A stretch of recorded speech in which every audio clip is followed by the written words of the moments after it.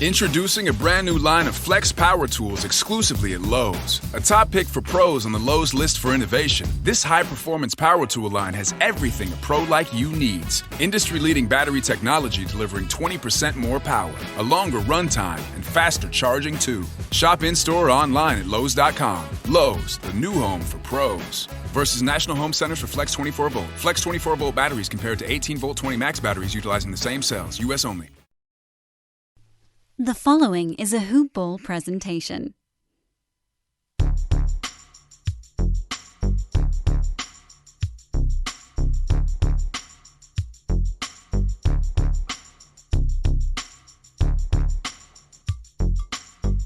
Welcome everyone to this episode of DFS Today for the May 28th edition, 2021. I'm your host today, William Harris. By my Twitter at WilliamIsBill, and I'm with my main man David Minkoff. Shout out your Twitter, and how you doing, David? How are you doing? I'm so pumped to be on here with you. I really missed you last week. My Twitter, as always, for those inquiring, is DMank, and I am looking forward to jumping on a little 3-gamer for the playoffs with you tonight. Yeah, I tweeted about it the other day. It's the most wonderful time of the year. We got the playoffs that have been really exciting, and DFS has been, just amazing as usual. Absolutely. So you got anything you want to say before we start off the show? I'm excited. We have a nice juicy 3-gamer, so I'm ready to jump in when you are. All right, let's start it off with the first game at 7:30. At 7 o'clock, it's the Atlanta Hawks versus the New York Knicks, and it's in Atlanta because the first 2 games were in New York. So for the Atlanta Hawks, on the injury report, we have Brandon Goodwin is out and Cam Reddish is out. For the New York Knicks, we have Mitchell Robinson, the only player out right now. So the over-under for this game is 210, and the Hawks are a -4, so favored by 4 in this game. Let's start off with the Knicks side of things. Who are you interested in for as lineups wise? Yeah, you touched on it. This line is low. The first game of the series was a defenseless game. The second game, the Knicks really locked down defense. I foresee something in between for this one. So because of that, on the Knicks, it's really hard to trust anyone outside of Mr. Julius Randle. And even he is not really going to be someone that I'm going to put too much stock in. At 9,700, he had a price increase despite 2 straight games against Atlanta, subpar games for his standards this season, the most improved player of the year winner. And for that reason, I'm not going to really be targeting anyone in the Knicks. Derrick Rose, wow. His price, I know, hot take, but the only guy I'm even looking at in the Knicks is Derrick Rose, and that's crazy for me to even say out loud. 32-year-old Derrick Rose is back, and he's hungry for a playoff. And he loves being that spark plug for the Knicks. So I like him. He's getting all the minutes he can handle. He's my only guy I'm looking at on the Knicks. I'm going to be fading Julius Randle. What about you? Wow, that is a hot take for sure. Yeah, but you pretty much nailed it. I mean, that is a little high for Randle. He's been down a little bit, but they will need him to step up in this game. So I won't kill you too much if you put him in your lineup. He can always go off at any moment. I like Derrick Rose. He's taken over being the old Derrick Rose a little bit. But I think it's 2 other guys you can look at also, and that's Alec Burks at 5,000. The first game he went off and had almost 38 DraftKings points. Second game, only 24.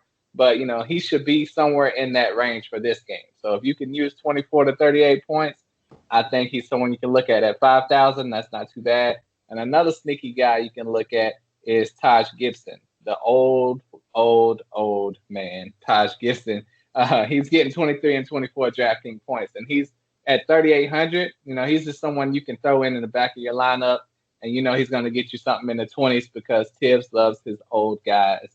But if that's not enough for you, don't expect 30 or anything like that. So, just keep your expectations low. But that's just somebody you can look at, in my opinion. How you feel about that? I don't mind that. I mean, listen, I went with some veteran presence when I'm looking at DFS always. So the fact that you went Taj Gibson and I went D Rose, there's nothing wrong with that. I don't see any issue with Taj Gibson. honestly, if we're playing the 4K and below card to try and fit some value, now you mention it, I think Nerlens Noel could be a fun shot in the dark. He hasn't played any minutes in 2 games so far with the Knicks, but this could be an opportunity for him to get up to those 25, 30 minutes, which we were seeing consistently earlier in the season. And if he gets there at 4K, he's not the worst risk on a little 3-gamer. Yeah, I totally agree. It's funny we're talking about Rose and Taj Gibson. It's like the old Bulls instead of the Knicks. So that's funny. So we move on over to the Atlanta Hawks side of things. Who are you liking for the Hawks? Since you barely had any Knicks guys, I'm sure you have a lot of Hawks that you're looking at. Yeah, I mean, again, we're staying with that defensive battle theme. The only guy I'm locking in is Trae Young as my number 1 target. No, I'm gonna be looking elsewhere, but he's the only guy that I'm actually confident in. His price tag's under 9K. When you get a stud point guard under 9K, you got to attack it. And I think Trae Young can put up 50 at home. It's his home playoff debut. There's going to be a lot of extra motivation, especially after that incident with the New York crowd. I think he's going to be hungry. He's going to come out, and he's going to be lights out, I think. It's going to be lights out Trae for sure. So I like Trae, one of my favorite plays of the entire slate. The other guys I'm looking at, Bogdan Bogdanovic, 6,900 is a pretty fair price tag. He's been pretty consistent. He hasn't been shooting terribly well recently, but we know Bogdan can go off for 40, 45 points, DFS points, and we've seen it earlier in the season as we approach the playoffs. So I like Bogdan at 6,900 as my second tier look after Trae Young. And then the other guy I'm looking at is going to be down low, Clint Capela at 7,700. You know, he's a guy that earlier this year we were talking about how this guy was just a 50-point fantasy machine for a stretch, right? And now he's kind of the forgotten cog in the Hawks team. He hasn't been scoring. He hasn't been he's been rebounding as he does, but he hasn't been scoring enough. So I think this could be a great opportunity for him to be a little bit more featured in the home offense against the Knicks. More than 7 shot attempts. He should not be, for his talent level, he should not be getting 7 shot attempts a game. He should be a minimum 10 shots a game, especially a guy that works so well with Trae Young in that pick and roll type of game. So I like Clint Capela. So my 3 guys are Trae, Bogdan, and Clint Capela, and that's it for me. Do you like those same 3 guys, or are you looking at anyone else on the Hawks side? Introducing a brand new line of Flex Power Tools exclusively at Lowe's. A top pick for pros on the Lowe's list for innovation, this high-performance power tool line has everything a pro like you needs. Industry-leading battery technology delivering 20% more power, a longer runtime, and faster charging too. Shop in-store or online at Lowe's.com. Lowe's, the new home for pros. Versus National Home Centers for Flex 24-volt. Flex 24-volt batteries compared to 18-volt 20 max batteries utilizing the same cells. U.S. only. Well, the Hawks are very interesting to me also. Trae at 8,600, that's probably my favorite play of the night. So that's a great price for him, and he obviously can go off. You know, the Knicks fans have been trolling him, and he's like, wait till we get back to Atlanta. So I know he's going to put on the show.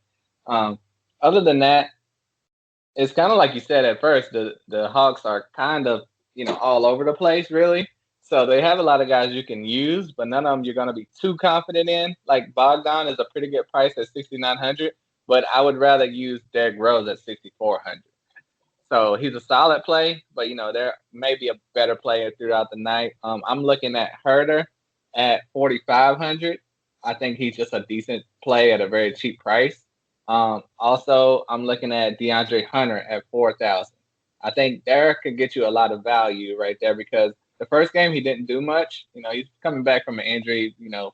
They've been easing him in. But this second game, he played 32 minutes, and he had 26.5 DraftKings points, 18 real points, 6 boards. So if he's anywhere near that range at 4,000, that's usable to me, and it could go up. So Capela, he's great, but he's been playing in the 30s, the low 30s as far as DraftKings points. So it kind of scares me off. John Collins, it was a no-show game 2. That scares me off. I expect these guys to bounce back, but you just don't know. And so my favorite plays are probably Trae Young, DeAndre Hunter, and Kevin Huerter. How you feel about that? I mean, it's not a bad play. To your point, DeAndre Hunter's only 4K. I honestly, he's kind of overlooked. I mean, again, another guy that we saw glimpses of serious improvement this season before he got injured. He was showing that stride, and if you can get to those levels again, even a little bit at only 4K, I mean, you're right. It's really hard to fade him on this slate. It's only 3 games, so at 4K, definitely worth a look. Kevin Huerter, I mean, at fantasy points wise, he's a guy that's all over the map, but he does a little bit of everything, right? To your point. So he's another guy that I probably should have looked at a little bit closer, but it's so hard to trust a lot of these secondary pieces. Totally but agree. On a 3-game slate, you're right. You just have to pull the trigger somewhere. So I love those calls. Yeah, the Hawks are one of those teams that they have, around 8 very good players, just real NBA players that have good talent. And you look at other teams, it's like, oh, I would only look at 1 or 2 of those guys. So teams like the Hawks make it difficult for DFS. So that's for sure. But that's why they're a good team, obviously, and in the playoffs. So, that's going to be a fun matchup. And we can move right along. Did you have anything else on that game? I was just gonna say, it's good. It's gonna be fun. Get a popcorn ready. No pun intended. Yeah. No throwing of the popcorn either. No. Before we get into the second game, let me do a shout out to one of our sponsors, mybookie.ag. Ever since I started this podcast, people will ask for betting tips. We always get asked who you like, the Lakers or Clippers. Who's going to win the championship this year, and where you bet is just as important on what you're betting on. That's why we tell people to bet with MyBookie. MyBookie's rep is solid, and they have the best odds, contests, and promotions in the business. They're the only place we trust for our NBA-related bets. The one sportsbook guaranteed to give us the best lines for all the upcoming games. At Hoopball, we don't give out our stamp of approval easily. To earn it, you've got to be the best at what you do, and MyBookie is the best sportsbook out there, period. It's simple. Just sign up with the promo code HOOPBALL, and get your deposit matched halfway up to $1,000. Bet with the best. Bet with MyBookie. Promo code HOOPBALL. All right. With that out of the way, we're going to move into the second game of the night. That is the Brooklyn Nets at the Boston Celtics. And we can start with the injury report on that game. That game is at 8:30. For the Celtics, obviously, Jaylen Brown is out for the year. Big news, Kemba Walker is questionable with the left knee medial bone bruise. So that's not good. For the Nets, other than Spencer Dinwiddie, Jeff Green is out with left plantar fasciitis strain. So the over-under in this game is 228.5, and the Nets are favored by 6. How do you feel about the Nets lineup? Oh, I mean, I think the whole NBA fan base feels the same way about who you're playing when it comes to DFS. On the Brooklyn Nets side, it's fun because you have 3 guys all priced in different areas of the high tier, right? And I'm looking at a couple of them. So for me, it's going to start with Kyrie Irving returning to Boston. I think there's going to be some serious fireworks. I think he's going to come out intense with high intensity, similar to the first game in the series. Second game was a blowout, so I'm not going to read too much into it in the series. But in the first game, he came out strong. I like that 8,900 price tag. Probably, I like it not as strong as the earlier pick of Trae Young, but it's still going to be in play for me. And if you can find a way to squeeze him into your lineups with Trae, by all means do it, because I think he might be low-owned just because of that. So moving on down to the big 3, Kevin Durant, definitely going to be in play for me. Probably my favorite high-tier priced forward player on this 3-game slate for sure. Coming off 2 50-point fantasy burgers against the Celtics. He's shooting well. He's rebounding. He's getting defensive stats. I mean, he's doing a little bit of everything. He's playing at that MVP caliber level that we are accustomed to seeing Kevin Durant. So it's fun to see it come back after his injury. So that's nice to see. And then I'm probably going to fade James Harden just because there's just too many cooks in the kitchen on the Brooklyn side. Despite his opportunity to rack up triple doubles potentially and get those assist numbers up, I don't have a lot of confidence in James Harden playing against Boston. He can go off for sure, but at 10,300, I prefer to take my savings or go elsewhere with another guy upcoming. We're going to talk about a little bit later on the nightcap. So that's pretty much going to be the only looks that I'm going with on the Brooklyn side of the ball. Joe Harris coming off a monster 7 3-point game in the last one, but I think it's more of an outlier. So at 5,100, I'm going to be probably reserving him more for tournament level contests versus cash games. But, I'm not going to fault anyone for going there. With Jeff Green out, it does open up some additional playing time with Blake Griffin. But again, not a guy that I'm going to have a lot of faith in, so I'm not going to be going there. Same with Nick Claxton at 3,100. Despite his high upside, I think he's a couple years away from really making a huge impact when it comes to fantasy hoops. So I'm going to stay away there. Who do you like out of the big three, if any, on the Brooklyn side of the ball? Right, all great points. For me, I like Kevin Durant at 9,600. Like you said, one of your favorite plays. When it was a tight game, he had 52 DraftKings points. When it was a blowout, he had 52 DraftKings points.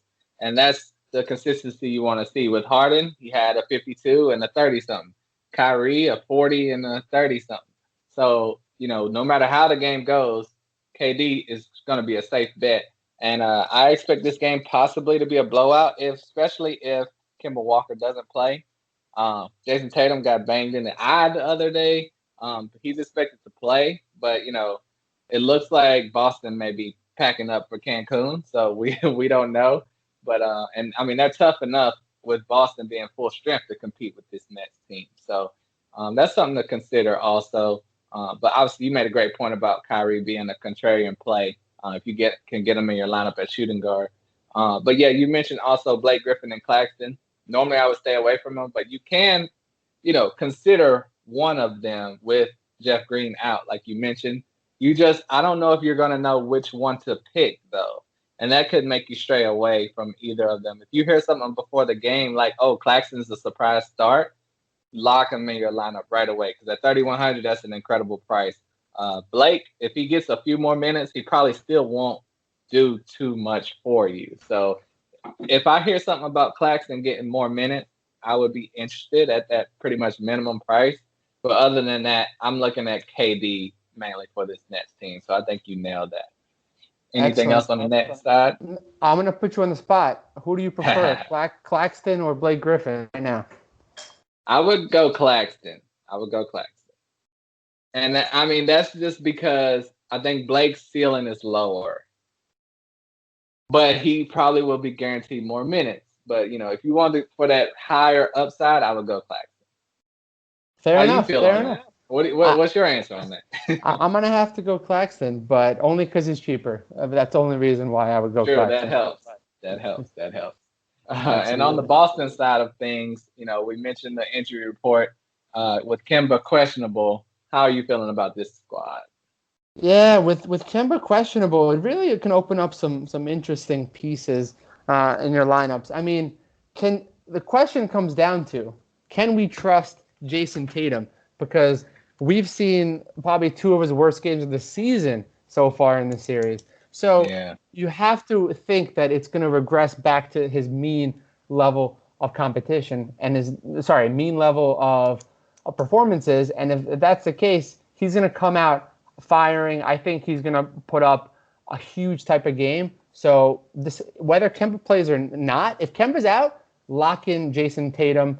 He's priced $200 less than Kevin Durant, so he's definitely a risk, right? So he's definitely going to be more of a tournament play for me. But if Kemba's out, it's really hard to fade Tatum because it's a must-win as far as must-wins go for the Celtics here. They don't want to get embarrassed in their home court, especially despite the injuries to Jaylen Brown. I think Tatum's going to have to step up and show that he is the future face of the NBA, despite what Max Kellerman said, that he rather preferred Ja Morant. But I'm not going to even go into that right now.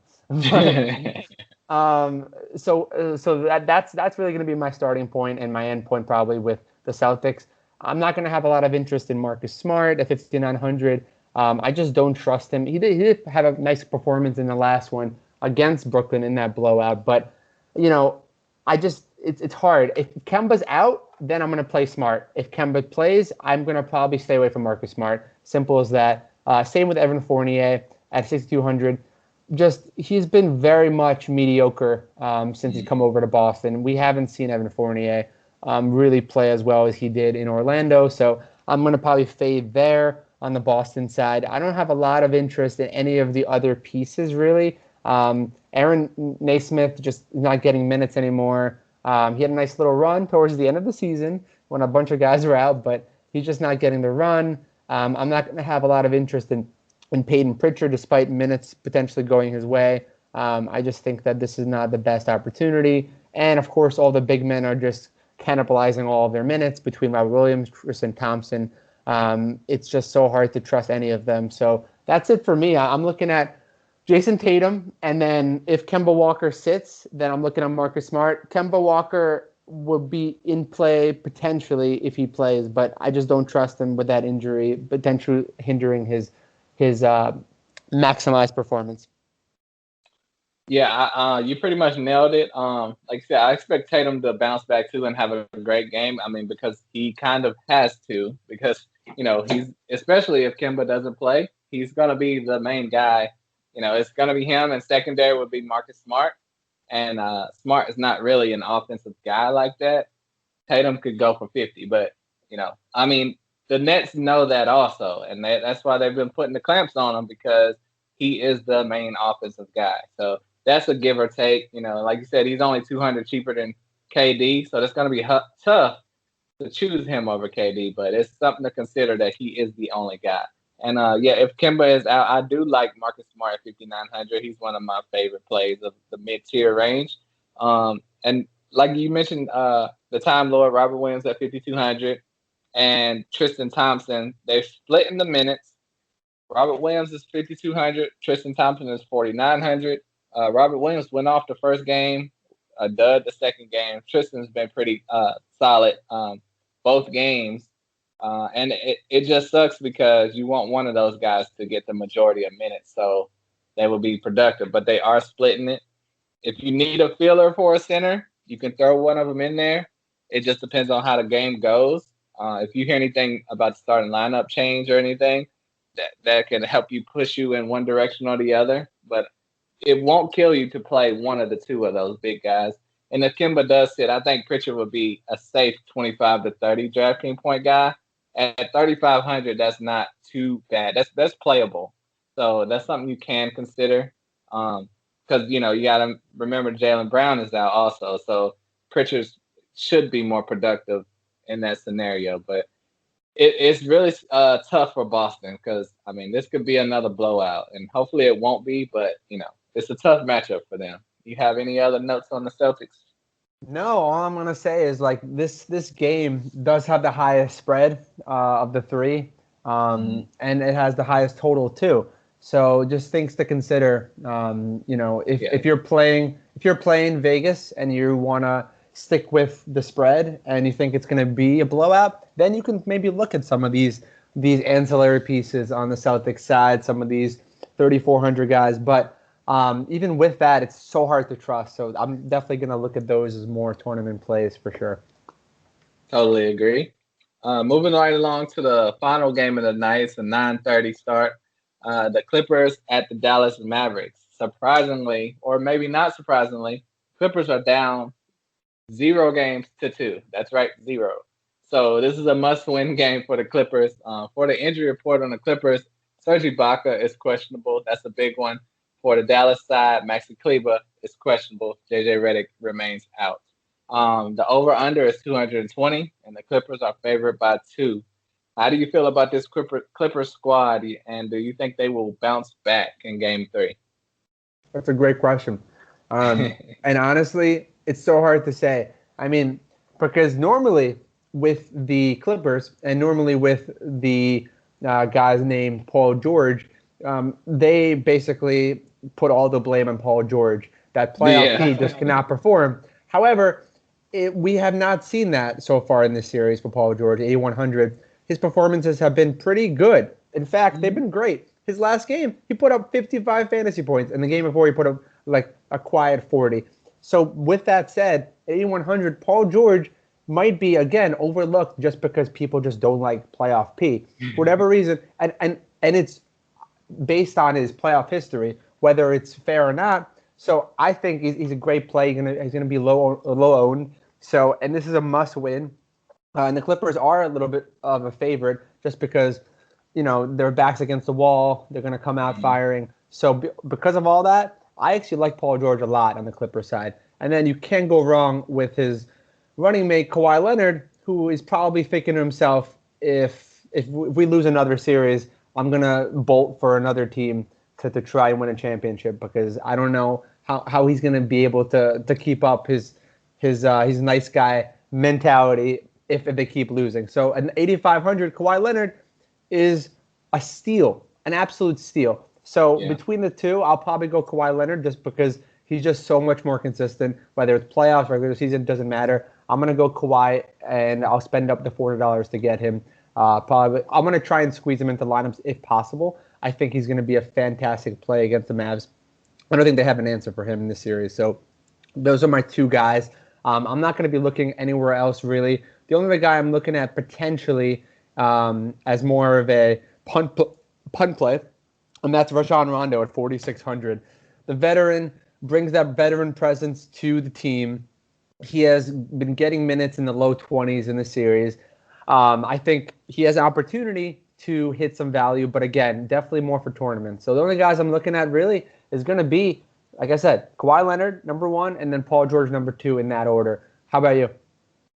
Definitely agree. The two big guys, very underpriced in my opinion. They could easily be in the mid 9,000 range. So that's a great value at 8,500 and 8,100 to get one of the two in your lineup. It's just going to depend on who you think will, score slightly higher than the other one, because I think they're both going to have to play incredible to keep up, especially if Serge Ibaka does not play, and he's questionable right now with back spasms. With that being said, if Ibaka does not play, I think you can also look at Ivica Zubac at 4,100. He hasn't done anything in the series yet, but I think if Serge is not in the way, last game he played 22 minutes, barely any stats, but those minutes could go up to the 30 range. And then with that being said, he can get, 10 and 10 or something like that. And at a price at 4,100, that's not too bad. Reggie Jackson went off in the second game. He's at 3,900. You can consider him, but the first game he was a no-show. So are they going to stick with him? I mean, they don't have too much offensive talent on this team. You mentioned Rajon Rondo. He's a pretty good player at 4,600. And Terrence Mann is at 3,200, but they don't feel like they can trust him, I guess. I mean, he probably should be starting for this team, and he's barely getting any minutes. So it's like Reggie Jackson is the third most talented offensive player on this team. That's a scary thought, first of all, for the Clippers, and it's a scary thought for your DFS lineup also. But under 4,000, that's not too bad of a risk if you want to throw him in there. So the Clippers are in a tough spot, but the two main guys are your safe plays. Do you agree with that? Oh, 100%, 100%. And your calls on some of the other guys, it's a real shame, too, because the Clippers really were banking on the guy by the name of Luke Kennard to really step up and be that wing guy. And we just have not seen that in his career, and he has not panned out. In fact, he was taken one pick before Donovan Mitchell. People forget about that back in his draft class. So that's something to consider. But that's just anecdotal at best. Like he's a guy that doesn't really do anything, move the needle. But I love your two guys, and that's pretty much a wrap. I don't think we need to dwell too far into the Clippers roster. But that's a great call on Kennard, and also Marcus Morris. Same with him. They both got big contract extensions and are not doing anything. So that's enough of the Clippers. They're depressing enough. So we're gonna move on over to the Dallas Mavericks side, and we have the highest priced player of the night in this lineup. I think you all know who that is, but I'm gonna let Dave kick it off. And what do you think about the Mavericks? Yeah, no, you're right. By far, highest priced guy is going to be Tim Hardaway Jr. There's no question. That's what you're talking about, question. Right? But Senior, also, maybe. Yeah, right. In all seriousness, though, like Luka Doncic, like 11,000. I think that's even a steal the way he's been playing in this series. I mean, this is a home game, home debut of obviously this year. But besides that, he's playing with confidence. He's playing well. He's not being shy. He's put up 24 and 29 shot attempts in 2 games in the series so far. He's going to continue to be the focal point, and we've seen it. You can get triple doubles very easily. First game he had a triple double, had 71 fantasy points. Last game he didn't, and still had 61 fantasy points. So if his floor is 60 fantasy points at 11,000, it's hard to fade him. So I'm gonna have a lot of interest in Luka Doncic, and then the other guys I'm looking at is going to be some of his running mates. Kristaps Porzingis, 7,600. That price tag is just too high for what Porzingis has been playing to this point. We haven't seen that 40, 45 type of fantasy output in over a month at this point. So I'm not going to have a lot of interest in Kristaps Porzingis, apologies. But the other guy I'm looking at really is going to be Tim Hardaway Jr. I mean, he's been shooting really well. Lights out, in fact. In 2 games this series, he's played almost 35 minutes a game, and he's shot 62% from the field, and he's hit 11 out of 17 threes, which is incredible. So if he continues to shoot as well as he's shooting now, I mean, he's going to be tough to stop for the Clippers, but also tough to fade in lineups too for DFS. So I like him at 5,500. So I'm looking at Luka Doncic and Tim Hardaway Jr., and that's probably the only interest I'm going to have, really. You know, earlier in the season, I would have probably been looking at Josh Richardson, but we haven't seen Josh Richardson also perform. And they really invested and they traded for him. Everyone thought he was going to be a great addition, and he's been very lackluster in recent games. He's not even getting minutes. He only had 19 minutes in the last game and 17 in the first game. So I'm not going to have a lot of interest there despite his low price tag. And that's probably going to wrap it up for me on the Mavs side. I'm not going to have a lot of interest in Dorian Finney-Smith, despite the first game where he went off. Kind of like Reggie Jackson you mentioned.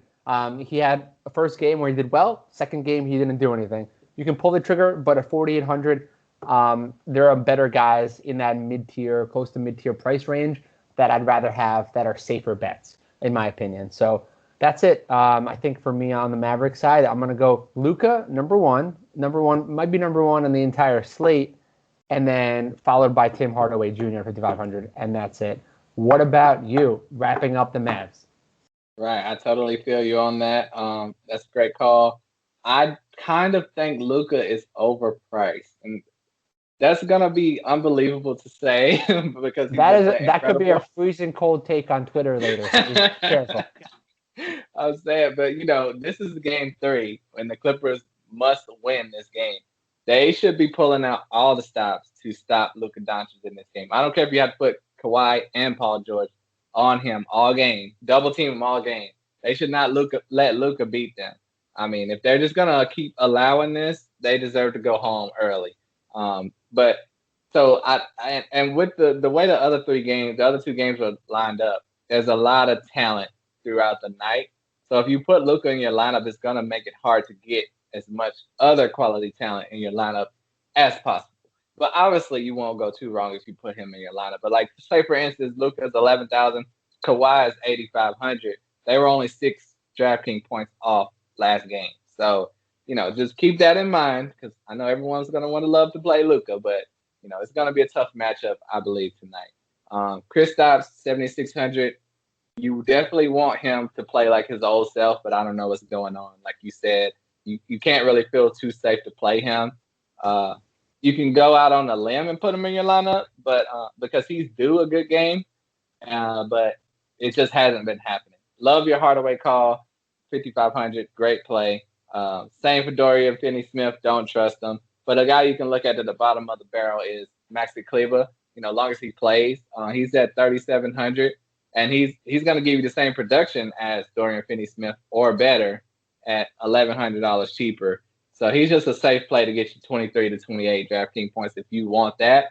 If you have Luka in your lineup, you need to go really cheap. He's the guy you can consider at one of those very low prices. So this is going to be an interesting game. Also, we have a great I believe the Knicks Hawks is going to be must see TV. Clippers Dallas must see TV. I don't know about the Nets Celtics because that could be a blowout, but we're going to have a great lineup of games. You agree? I agree. I mean, I honestly, despite even if the Nets Celtics game doesn't end up being a great game, it can't be any worse than this Bucks Heat series that's unfolding. So I'm excited regardless. I think it's going to be 3 great games. Yep. So before we get out here, we're gonna hit off the tiers. That's a fan favorite situation. We're gonna talk about our favorite players in their tier range. So are you ready for that? I am ready. Always born ready. All right. You like to start from the lowest to the top. I start at the top to the lowest. So That's I'm gonna switch it up on you. Let's say the 8,100 and up range. Who are 1 or 2 of your favorite plays? Are we doing 1 or 2? This is important. Yeah, I'll give you 2, up to 2. Well then I'm gonna just take all of yours. My 2 are gonna be Trae Young and Kawhi Leonard. All right, you got me on that one. I was gonna definitely say Trae Young, but that's great call, and Kawhi also equally great plays. If I had to throw one out there, I would say Jason Tatum at 9,400. I just think he has to do it, So we'll see. And obviously Kevin Durant is a great play. All right, now our mid-tier favorite players. We'll say 4,500 to 8,000. Who do you got? 2 guys? Up to 2. You can say 1. Oh man, this is tough. I mean, the one guy I'm locking in, Tim Hardaway Jr. As I talked about. I was gonna say you were talking about him. Tim Hardaway Jr. is a lock for me, and then you convinced me to also lock in. This is gonna be a little bit. Actually, you know what? No. What was the low range? You said 4,800. 4,500. 4,500. Okay. I'm gonna go Tim Hardaway Jr. and Marcus Smart. Oh, yeah, I was gonna say Marcus Smart. You took my guy. Okay, all right. So now I got a rebound. Okay, so I will throw in. Man, I really have nobody to throw in. Let's throw in Alec Burks at 5,000. He should be a good. But I don't really believe that. So anyway, let's move on to our lower tier range, 4,500 and under. Who do you got?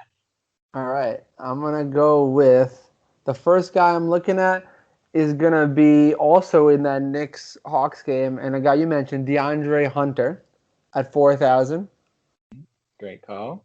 All right, and then the second guy that I'm gonna be looking at is probably gonna have to be. There's not a ton of great value plays, so I'm gonna have to take a shot in the dark here on Ivica Zubac if Ibaka ends up not playing. Yep. Great call. And I'm not letting you pick 2 players anymore in the future. Okay, just letting you know that. 100%. I gave you the out, and you didn't give it to me. You did. So now I learned my lesson. But I'm gonna go with Taj Gibson at 3,800. I don't feel great about saying that, but he's a safe play. And we could throw in Maxi Kleber at 3,700. So, love it. You have anything else you want to hit on these lineups for tonight? No, I think we definitely. I feel like I covered. I said my piece, so I'm looking forward to it. I think we're gonna have some great games as you mentioned, and I think we've given our listeners some fantastic options. I totally agree, and I look forward to this lineup we have. 3 great matchups, and hopefully we hit everything for you guys. If you love the content, like, subscribe, all that good stuff. Hit us up on Twitter. Once again, my Twitter is @WilliamIsBill, and my main man David Minkoff's Twitter is DMink33 for all the great content. Dave is the man, so hit us up. Thanks for listening, and we will catch you next time. Peace. Have a good night.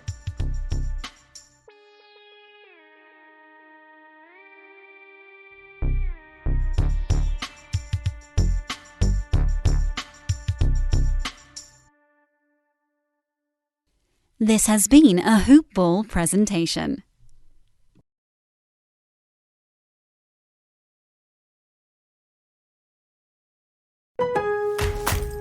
Introducing a brand new line of Flex power tools exclusively at Lowe's. A top pick for pros on the Lowe's list for innovation, this high-performance power tool line has everything a pro like you needs. Industry-leading battery technology delivering 20% more power, a longer runtime, and faster charging too. Shop in-store or online at Lowe's.com. Lowe's, the new home for pros. Versus National Home Centers for Flex 24 volt. Flex 24 volt batteries compared to 18 volt 20 max batteries utilizing the same cells. U.S. only.